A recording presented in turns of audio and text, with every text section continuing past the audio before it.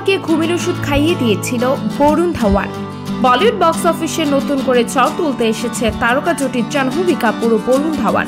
শশাঙ্ক খৈতান পরিচালিত বহুল আলোচিত সিনেমা সানি সংস্কারী কি তুলসী কুমারী মুক্তি পেয়েছে গত 2 অক্টোবর।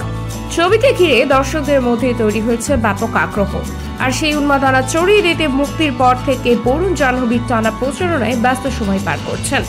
সম্প্রতি এক সাক্ষাৎকারে জুটি শেয়ার করেছেন শুটিং চলাকালীন নানান মজার অভিজ্ঞতা। বরুণ ধাওয়ান স্মৃতিচারণ করতে গিয়ে জানান, বাওয়াল সিনেমার শুটিং করতে গিয়ে আমরা প্যারিসের পথে ছিলাম। ডরম্যান্টিতে শুটিং এর জন্য এক লাউঞ্জে থামি। সেখানে সোফায় ঘুমানোর জায়গা না থাকায় আমরা মেঝেতে ঘুমিয়ে পড়েছিলাম। কিছুক্ষণ পর আমি সুযোগ পেয়ে সোফায় শুয়ে পড়ি, কিন্তু জাহ্নবী তখনও মেঝেতেই ঘুমাচ্ছিল।